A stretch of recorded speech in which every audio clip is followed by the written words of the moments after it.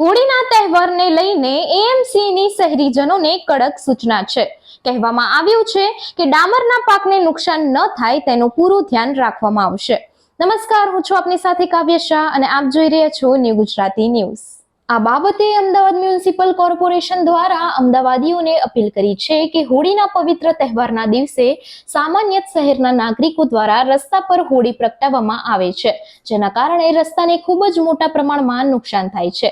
રસ્તા ઉપર ડામરવાળા ભાગમાં હોળી પ્રગટાવવાથી ડામરની ઉપરની સપાટી ખરાબ થઈ જાય છે, જેને કારણે ચોમાસાની ઋતુમાં પાણી અંદર ઉતરવાની શક્યતાઓ વધી જાય છે. તેમજ સપાટી ખરાબ થતી હોવાથી વાહન વ્યવહારને પસાર થવામાં મુશ્કેલીઓ સર્જાય છે. રોડને થતું નુકસાન અટકાવવા હોળી પ્રગટાવવા માટે રસ્તાની ઉપર પ્રથમ ઈંટો ગોઠવીને તેના ઉપર રેતી પાથરીને તેની પર હોળી પ્રગટાવવા અમદાવાદ કોર્પોરેશન દ્વારા લોકોને અપીલ કરવામાં આવી છે. તેમજ હોળી રસ્તાની વચ્ચોવચ્ચ ના પ્રગટાવતા રસ્તાની એક બાજુ ઈંટો ગોઠવી તેના ઉપર રેતી પાથરી તેની ઉપર હોળી પ્રગટાવવામાં આવે તે રસ્તાને થતું નુકસાન નિવારી શકાય છે. તેમજ હોળી ઝાડની નીચે નહીં પ્રગટાવતા અન્ય જગ્યા ઉપર પ્રગટાવવામાં આવે તો ઝાડ ઉપર રહેતા પક્ષીઓને થતું નુકસાન અટકાવી શકાય છે.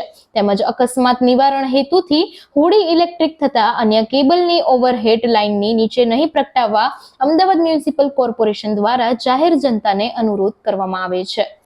સહુને તહેવારો ધામધૂમથી ઉજવવા જોઈએ, પરંતુ તેનું પણ ધ્યાન રાખજો કે પશુ પક્ષીઓને નુકસાન ન થાય. તમને મારા તરફથી હોળીની શુભેચ્છાઓ. આવી જ અન્ય લેટેસ્ટ અને અપડેટેડ ન્યૂઝ જોવા માટે જોતા રહો ન્યૂ ગુજરાતી ન્યૂઝ.